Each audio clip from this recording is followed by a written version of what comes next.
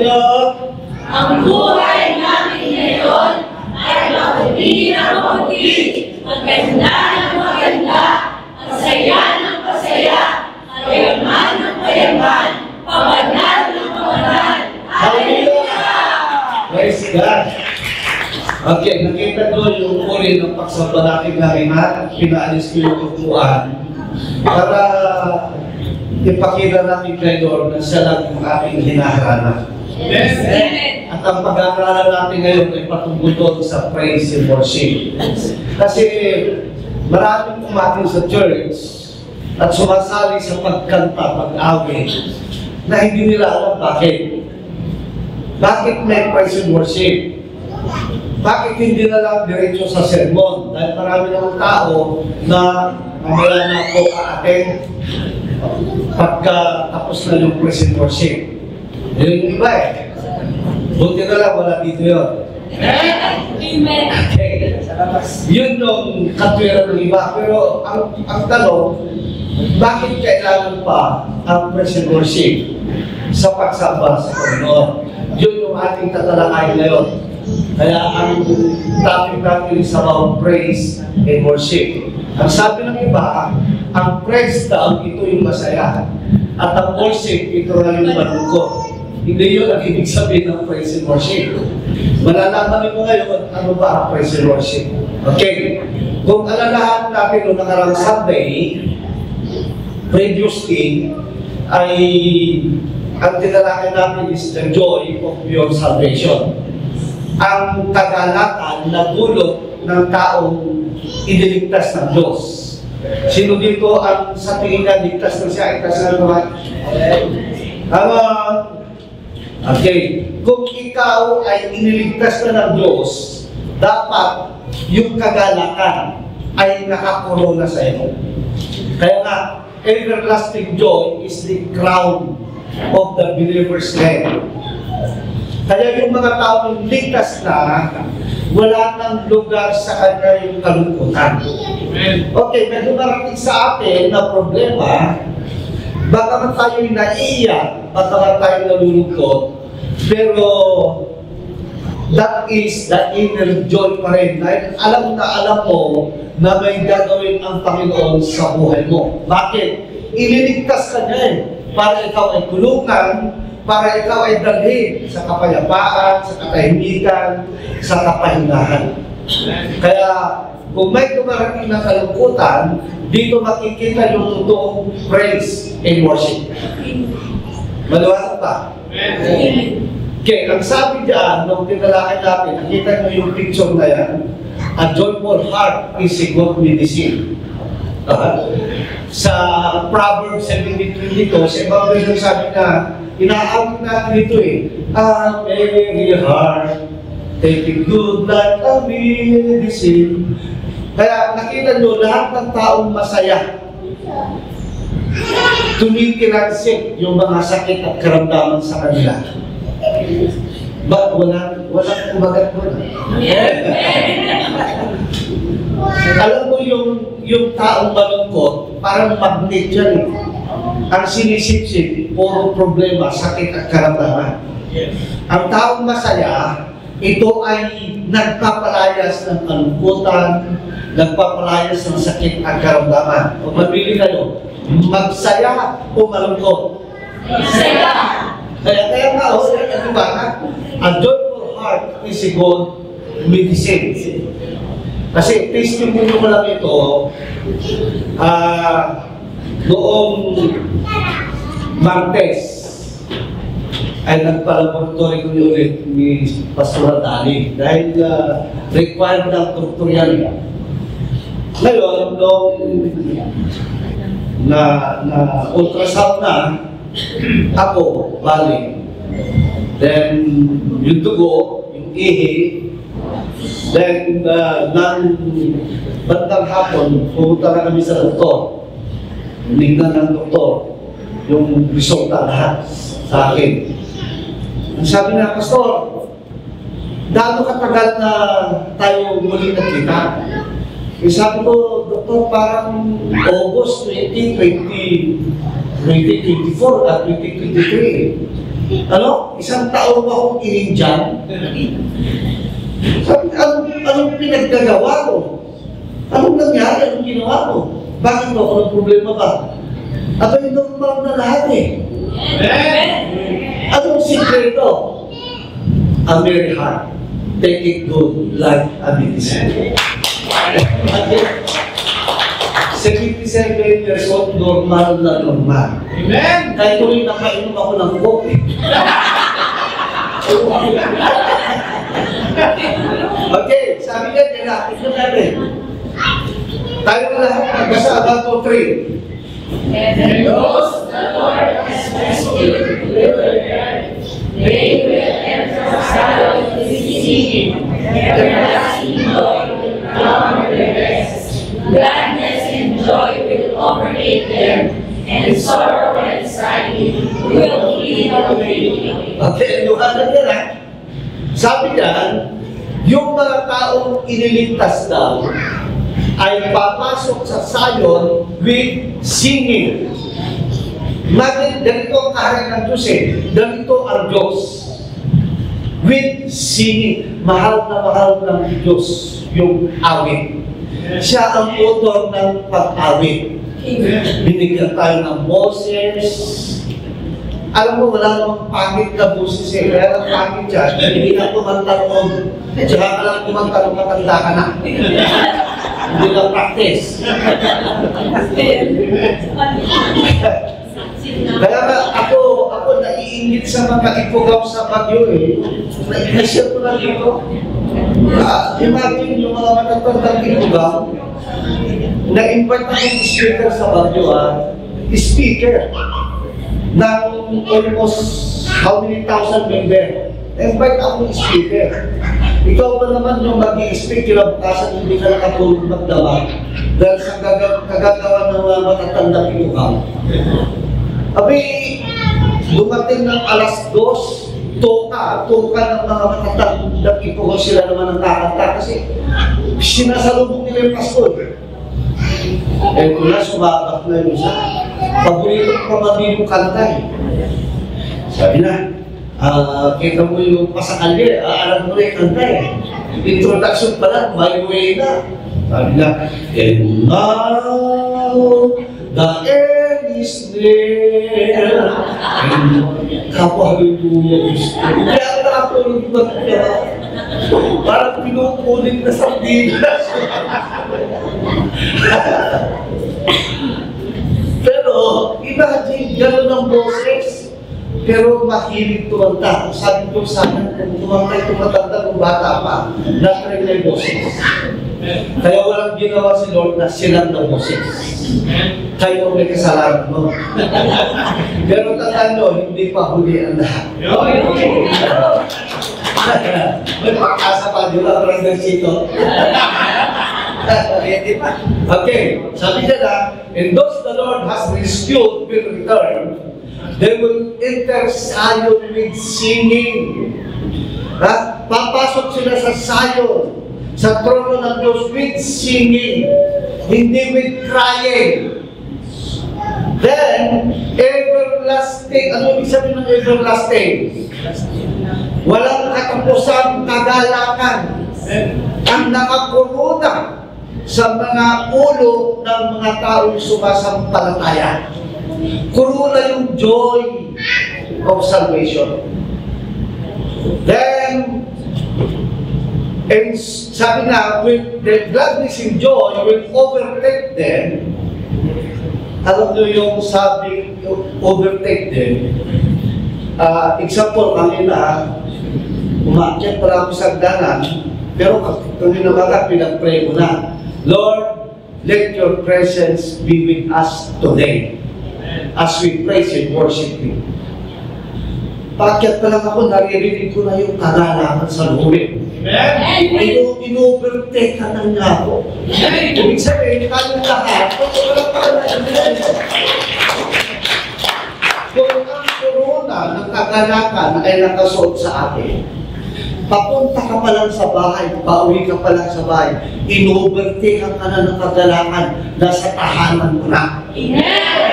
Anong gusto nyo mag-overtake? Yung problema o yung kasayahan? Tandaan nyo naman po na sa atin yan. Then ang sabi niya, sorrow and sighing. Alam mo yung sighing? Yung, ay, hindi ako naman. Mga ganon, buntong hininga. Ha? Will fade away. Ibig sabihin nun, yung groaning, yung lungkot, yung sorrow, yung sama ng loob, yung sakit, yung karamdaman, yung kahirapan, ay lalayo, lilipad palayo sa iyo kapag ikaw ay laging masaya. Iyon ang formula ng laging bata o tingnan yung buwan ng ako. Di ba, 77 years old, ha? Yun yung susi ng laging bata, bumugwapo at gumaganda. Amen. Ba't ko ako tinatahimik doon? Parang ayun, kumalan. Okay, ito yung tinalakay natin last Sunday. Itutuloy natin ito para maintindihan natin yung praise and worship. Okay? Praising and worshiping the Almighty God show the difference between redeemed and not.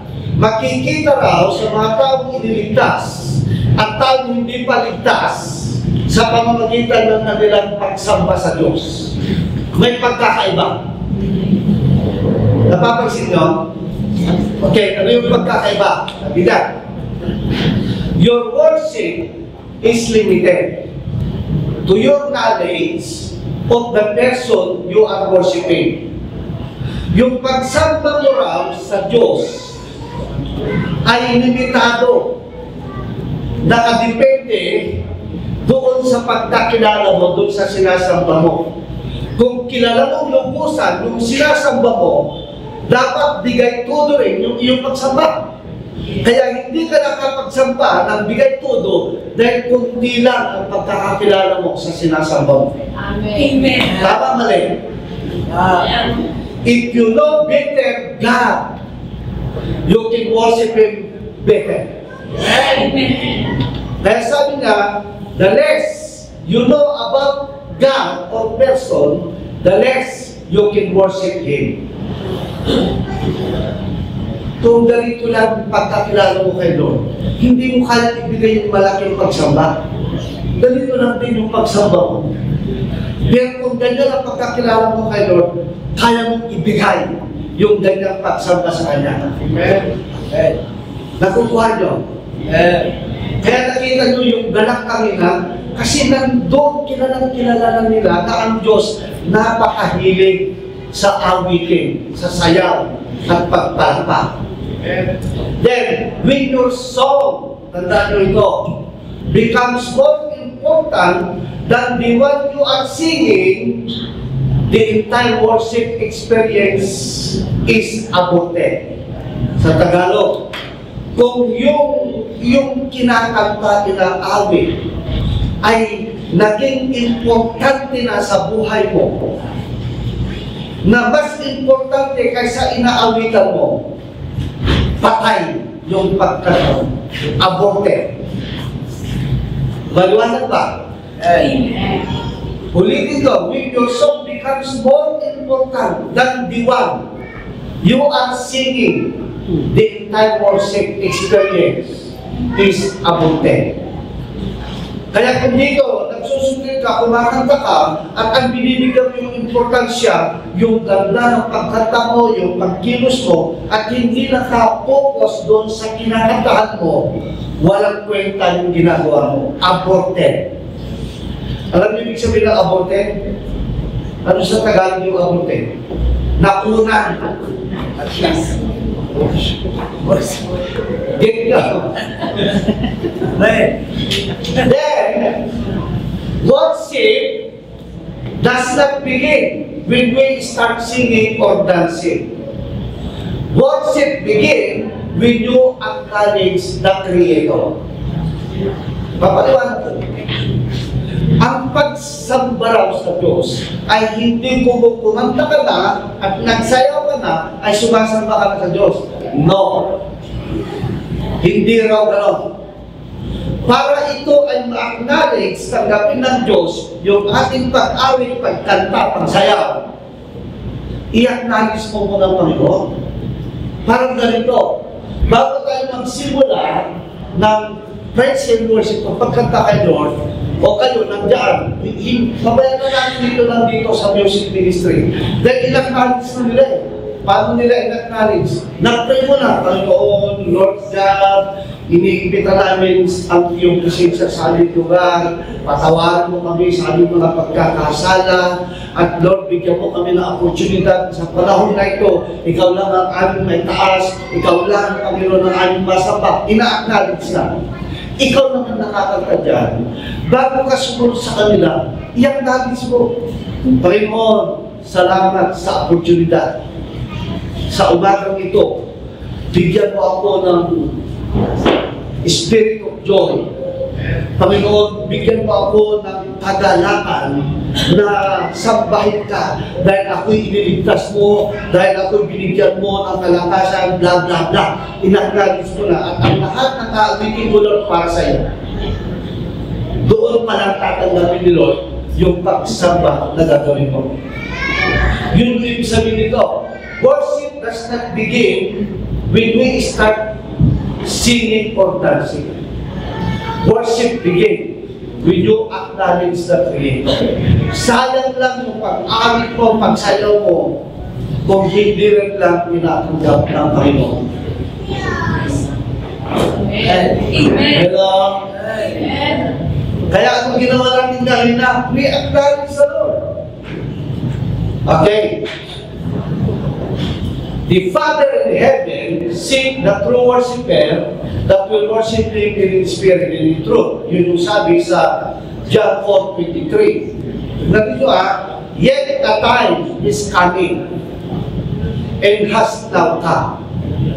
Sabi natin, has now come. Has now come. Sa tagal ng panahon ng 12 Santiago, ngayon pa lang dumating yung true worshiper na sasamba kay Lord. Pinapalakpakan nyo. Sabi mo sa mga mo, ako yun!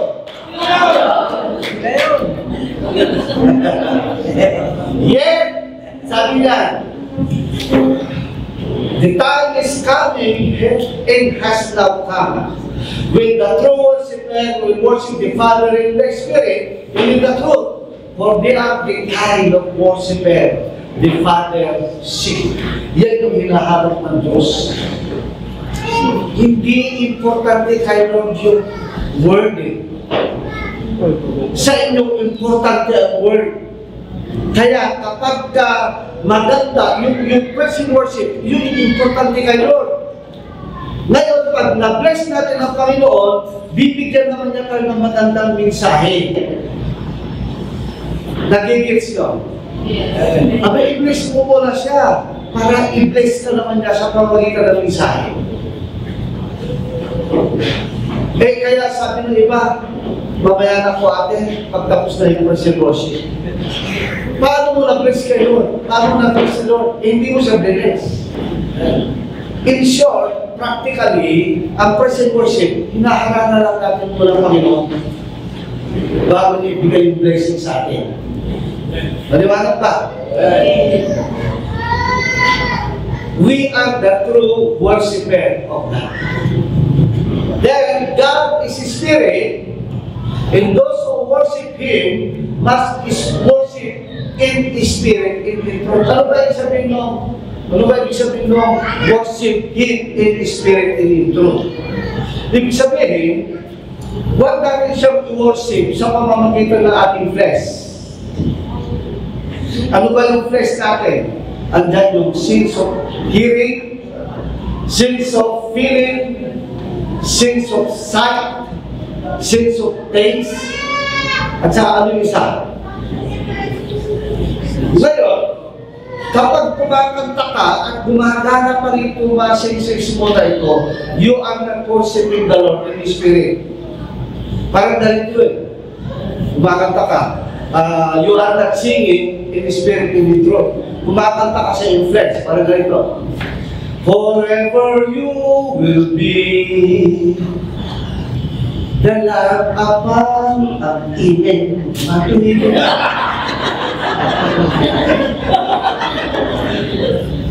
yung nararamdaman mo yung nangyayari. Ang sumasamba in spirit in truth, wala ka nang nararamdaman sa kapaligiran. Spirit by spirit na nangyayari. Hello? Amen. Yung iba forever you will be. Nakatilig sa nagluludakan siya.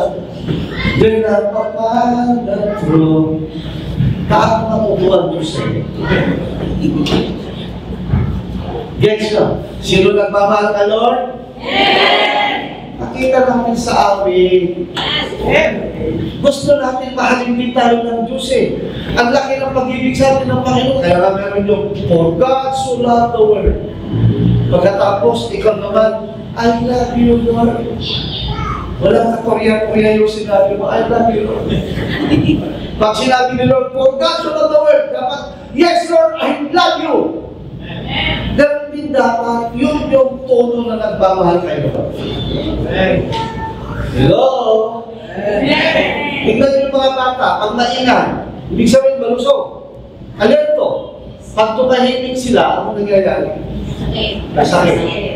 Para kayong may sakit eh. Nagpupulit na kayo para may sakit. I will, nakakasyon kami, hindi pa nakabit. I will proclaim. Sabi mo sa katabi mo, hindi ako yun. Okay. So, what is praise? Ano ang praise? What is praise?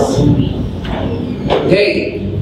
So, sabi niya, sa Psalm 18 verse 3, I call to the Lord, si Hasan David dito, who is worthy of praise. Nakita niyo, the Lord is worthy of praise. Ito lang yung inaantay ni Lord sa atin. Kaya sabi ni David, I call to the Lord. In-acknowledge niya talagang Panginoon. Kasi, walang kita yung ahabi, kung kumakanta ka, na hindi mo muna in-acknowledge. Kaya sabi na, I call to the Lord para sinabi niya, Lord, nandito ako, Panginoon. Lord, sasakban kita, Panginoon. I call to the Lord, who is worthy of praise. And I have been saved from my enemies. Ang dahilan kung bakit tayo nagpupuri kay Lord, iniligtas niya tayo sa ating kaaway, sa ating problema, sa ating mga kadustahan. Kaya tayo nagbibigay papuri dahil sa pagliligtas ng Diyos sa ating lahat. Amen. Dahil sa laki ang utang natin kayo, na siya nagbayad, kaya natin dapat siyang purihin. Amen. Then sa Psalm 18 verse 46, the Lord lives, praise be to my rock, in-acknowledge siya. Exalted be my God, Savior, in-acknowledge siya. He is the God who awaits me. Siya ang Diyos na nag-iiganti sa akin. Pinupuri niya. Kumbaga, ina-admire niya. Ina-ascribe niya. Who subdue nation under me. Eh, sino ka ba naman? Binigyan ka na ng buhay ng walang hanggan, kaligtasan. Iniligtas ka na sa lahat ng problema mo. Ha? Lagi ka niyang binabantayan. Bless ka pa niya. Yun lang gusto niyang purihin mo siya, hindi mo pa maibigay. What kind of people are you? Tahimik ka. Sabi mo sa katibo mo, anong klaseng tao ka? Anong klaseng tao ka? Dahil sabi niya, imagine sabi ni David, He is the God who awaits me, who subdues nation under me. Ipinailalim na lahat yung mga kalaban niya. Then who saves me from my enemies. You exalted me above my foes. From a violent man, you rescued me. That's why, therefore, I will praise you. Kita nyo sila. Kaya Lord, pupurihin kita dahil iniligtas mo ako sa aking mga kaaway. Dahil Panginoon, ako ay binigyan mo ng proteksyon. Ang aking mga kaaway ay pinalo mo para sa akin. Kaya therefore, Lord, I will praise you. Amen. Naliwas mo ba? Amen. Yun lang ang inatay ni Lord sa akin. Kaya huwag niyong kalimutan pagdating ng pagkakataon na magpuri tayo. Do it the best for yourself to praise the Lord. Amen. Una, kapag tayo ganun kadalas, lahat ng karamdaman, problema ay tumatalsik. Amen. Pangalawa, nananatili kang malusog at bata. Amen. Yung mukhang ang palaya nawawala. Sino dito ang ayaw maging bata? Sino dito ang gustong laging sariwa? Itas na mga Kaya habang nagtuturo ako dito, lagi naman kayo nakangiti. Kahit natatamoy ako pag nakasimangot kayo. Aliwanag ka, sabihin na natin yung huli, therefore, sika 1, 2, 3. Therefore, I will praise you, Lord. I will sing the praises of your name. Bakit? Kasi iniligtas siya eh. Amen. Ito ang dahilan. Therefore, I will praise you, Lord, among the nations. I will sing the praises of your name. Ano yung praises of your name? Yung mga pinawang kaputihan ng Diyos sa ating buhay. Kaya na lang yung isabi ko na decision ko. Pag ako nag-pray-pray na yun, hindi ako nag-pray-pray. Panginoon, Lord God, sa pangalan ng Jesus, itinataas ko pa yun, sigarin ko, hindi na ako kung mag-pray. Kaya na ba ang pagkagisip ko? Ako, Lord, pambihira naman. Ginisip ko ako, alas 3, hindi ako makatulog. Eh, gusto ko pang matulog sana, Lord eh. Pero, ba't gano'n? Binigyan mo na ako, pinatulog mo ako, mag-alasin ko na, nagising ako, 6:30 na Lord. Medyo, mukha may problema. Pero Lord, salamat. Nakaramdam na naman ako ng katahimikan, ng kapayapaan, ng kakahingahan. At saka Lord, yung kaligtasan sa mga magdamang. At saka Lord, salamat sa kalusugan ng aking mahal sa buhay. Ganoon ako nag-pray. Lord, alam mo, ang ganda ng umaga na yun. Maganda umaga sa iyo, Panginoon. Mamaya, magpupuri kami. Yung spirit of joy, Lord, bigay mo sa akin mamaya. Ganoon na mas pray, kausap, hindi nagmamakawa. Hindi parang, yung iba pag manalangin eh, parang laging silot eh. Lord! Panginoon! Pinakasawa. Di ba may nalalaki na gano'n? Oh, Diyos ko! Maawa ka! Kaya awan Diyos na dyan ang mga magawa. Okay, tuloy tayo. Praise! Praise is the expression of admiration for someone or to God. Admiration. Ina-admire mo siya. Hinahangaan mo siya. That is praise. Lord, makapagalang ng Diyos. Lord, ikaw ay nakaupo sa iyong trono, Panginoon. You are the Almighty God. Ina-admire mo. Then, appreciation, praise is appreciation, recognition, compliment, and acknowledgement of what God has done for us. Yun yung ating sinasabi. That is praise. Hindi yung kantang mabilis. Praise is what we do to God. To admire Him, to appreciate Him, to recognize Him, to compliment Him, to acknowledge Him for what He has done for us. That is praise. Panginoon, salamat, Lord God, napakabuti mo sa akin, Lord. Nagbiyahe ako, Panginoon, bagamat hindi magandang panahon, pero maganda, naging successful yung aking biyahe, Panginoon. That is thanksgiving. Gets nyo? Okay, kaya itinuturo ito para hindi tayo ignorante what is praise and worship. Next, nakita ninyo yan. Then, number 4, it is a sign, yung praise, praise is a sign that we are not close to God yet. Hindi pa tayo malapit kay Lord. Parang yung praise, kasi maingay eh. Hindi, ibig sabihin, hindi malayo pa tayo kay Lord.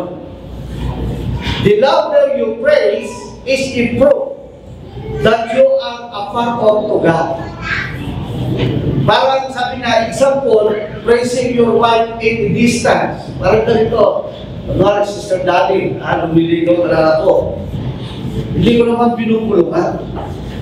Alam mo, ikaw ang pinakamagandang babae na nakilala ko sa aking buhay.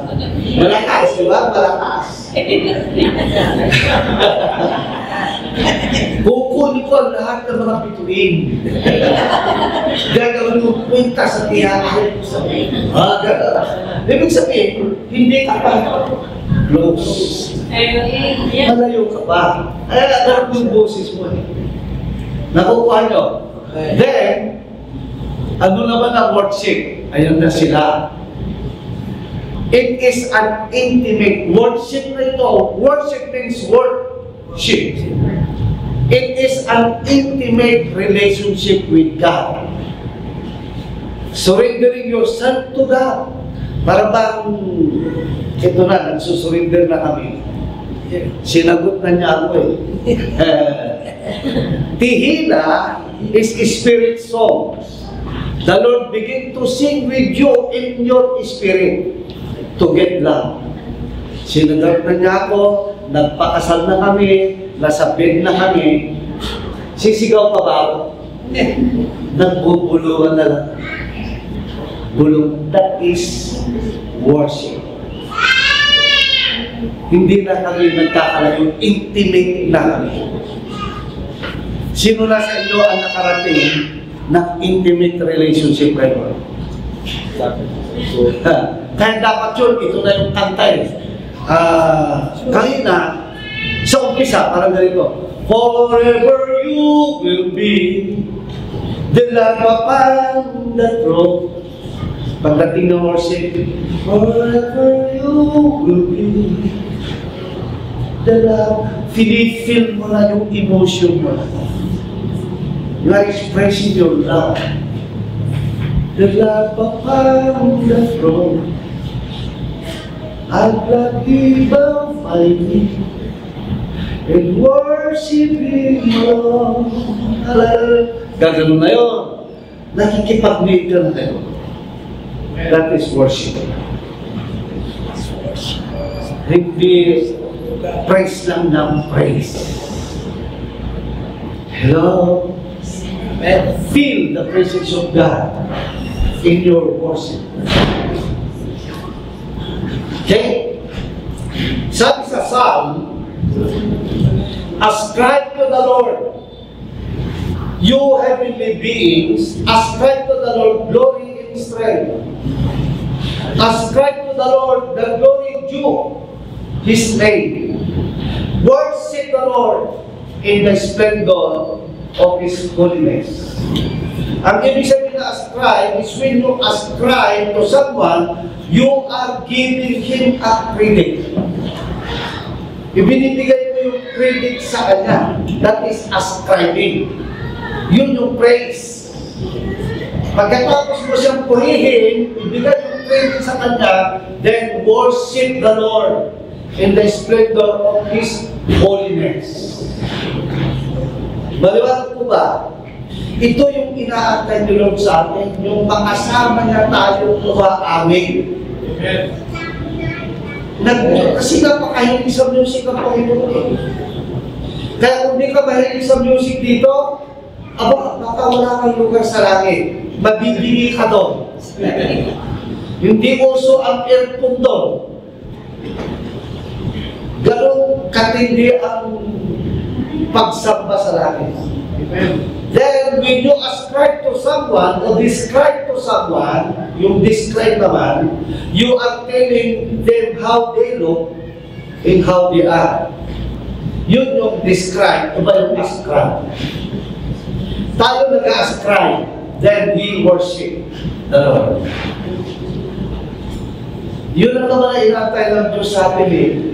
Gusto niya yung intimate relationship natin sa Kanya. Imagine, kung kapag na yung pinamahal mo, haharakain mo ngayon, nag-express ka na ng pag-ibig.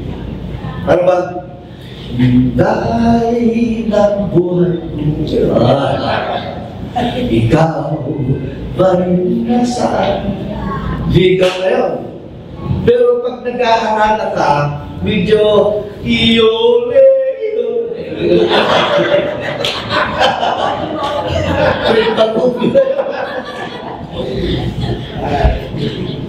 Okay. Naintindihan niyo yung praise and worship? Amen. Okay, worship naman tayo. Ayan na. Balay tsura. Worship is to show our deepest affection. Sabihin na natin, deepest affection. Ang tinutukoy na dito yung pag-ibig, yung pagmamahal, yung emotion, yung pakiramdam. Our deepest affection to someone. When we love Him with all our heart, with all our soul, and with all our strength. That is worship. Then, pangalawa is to acknowledge Him as the source. Siya ay ating in-acknowledge na siya lahat ang source ng ating buhay. Source of life, source of blessing, source of everything. Kaya na tinatawag namin Abba Father. Abba Father means He is the source, He is the sustainer. God will sustain our health, our life, and our joy, our happiness. Sinusustain niya our relationship. Yung ginagawa lang yun sa atin, that's why we must have to show our deepest affection. Yung awitin, mahal ko ang Diyos. Magalaw. Bigay todo yung, hindi yung kumakanta ka ng katinding pagmamahal. Mahal ko ang Diyos. Namin mo,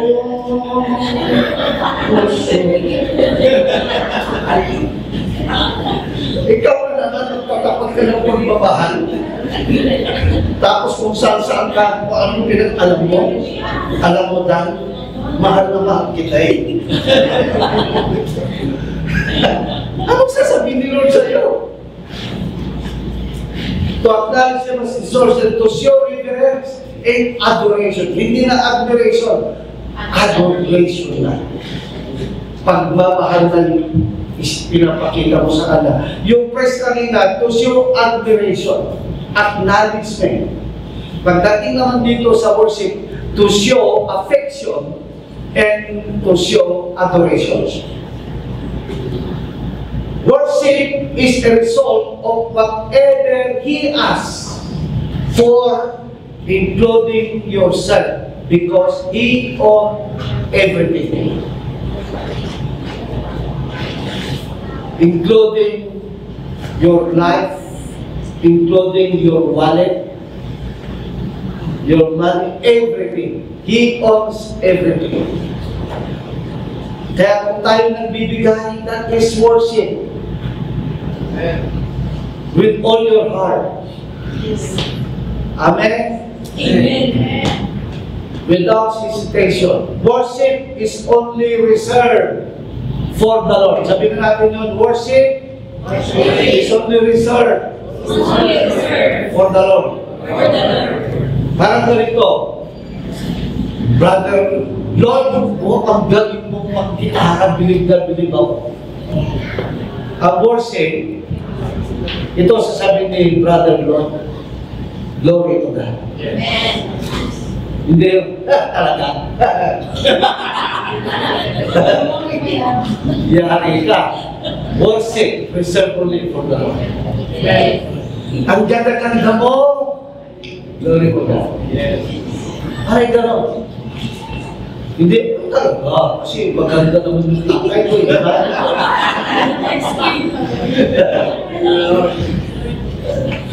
Okay.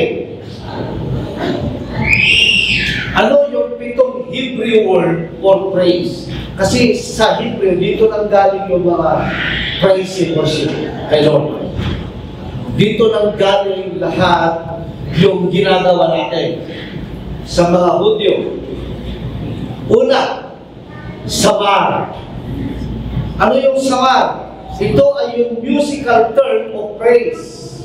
But isamar, praise implies the use of string instrument. Kaya nakita nyo si Brother Lloyd kanina, nag-solo kita habang nag-i-intermission.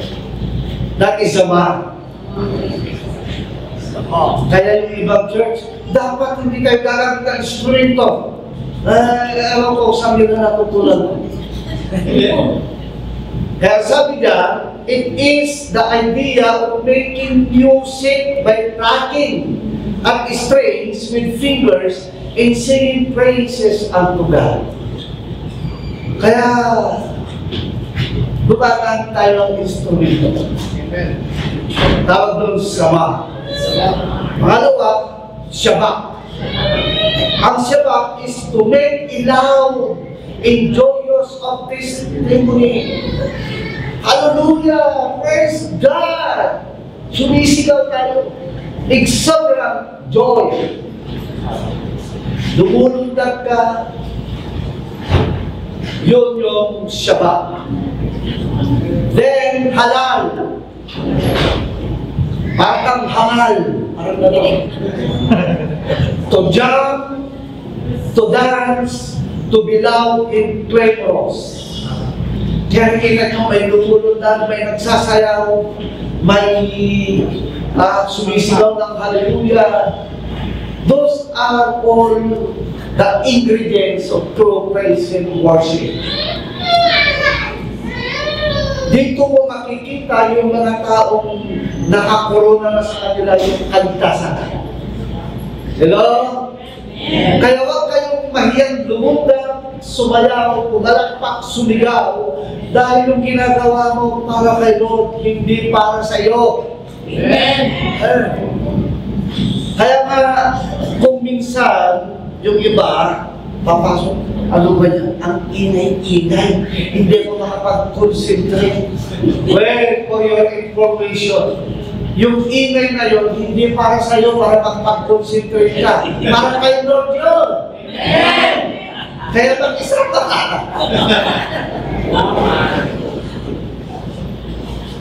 Hindi pa ka tayo nagbigay ng sayo na gusto ng event.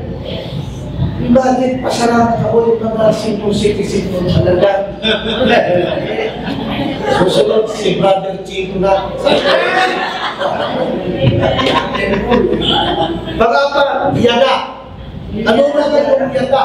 Ito yung physical praise. Raising your hands in thanksgiving. Kaya nakikita nyo may nagtatas. Mahal po ang Diyos. That is worshiping the Lord. Hindi nakagano sa kinikili. Subukan yung magganon, hindi magtatagal, magkakaroon kayo ng anghit. I-open nyo kay Lord para sumingaw yung kabanguhan ng Diyos sa inyo. Raising your hands in thanksgiving. Kaya may mga taong talagang nagsisimula pa lang, nakagaling na. Kasi nagpapasalamat na sila kay Lord. Ha? Hindi ka ba dapat magpasalamat, buhay na ba? Yung iba nasa ospital, naka-dextrose, naka-oxygen. Ikaw, nasa church ka ng Lord, pagkatapos nakagaling ka. Pag-lima, toda. Toda.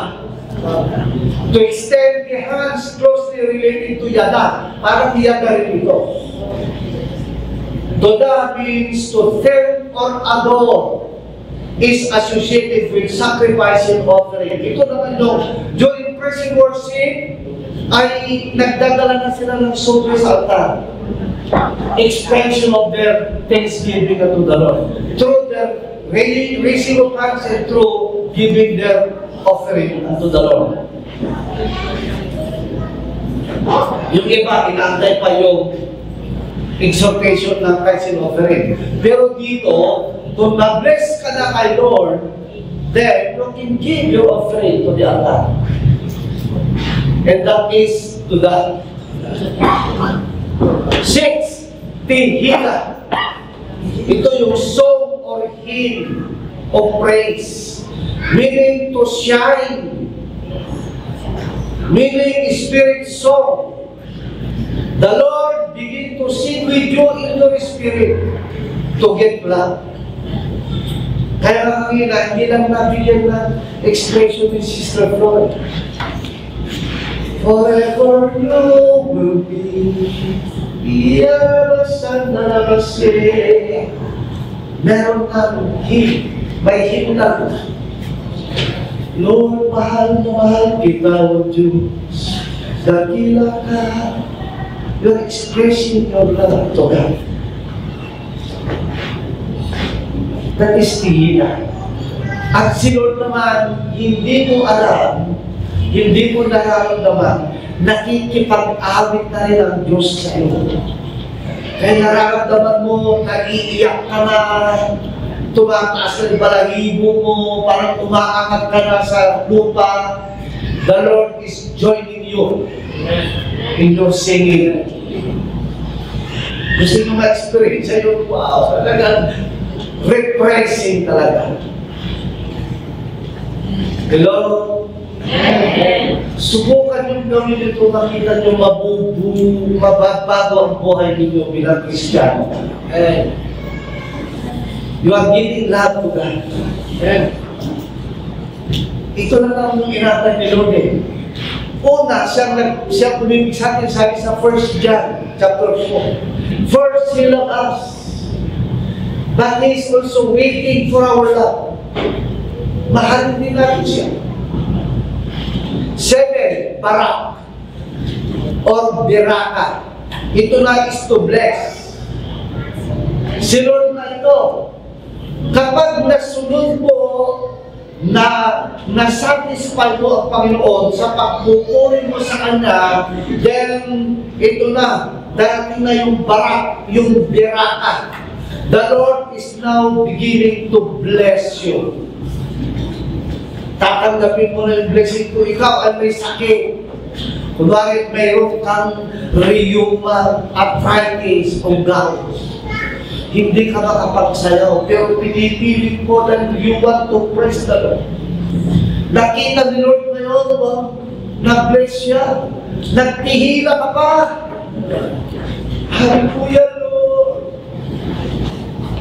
Jojo, chairman ng Panginoon. Pagkatapos noon, after that, the Lord will bless you. He will give you His blessing. Maya-maya, nawala yung rheuma, nawala yung gout, nawala yung arthritis, nawala yung problema. Yun yung ibig sabihin na barak, biraka. The Lord will bless you. It will bless you. By praise and worship. Sino may gusto, no? Amen! Yun yung pinaka maganda sa lahat. Tihila at saka yung barak. Nag-gets nyo itong pitong ito? Kaya pag susundin mo, una, ito na yung bago prasin-musik na gitara. Dahil pagkatapos, yung tandaan nyo, kapag nag-gitara ka, at ang binigyan mo na importansya, yung ganda ng pag-gitara mo, yung galing mo, yung worship is abote.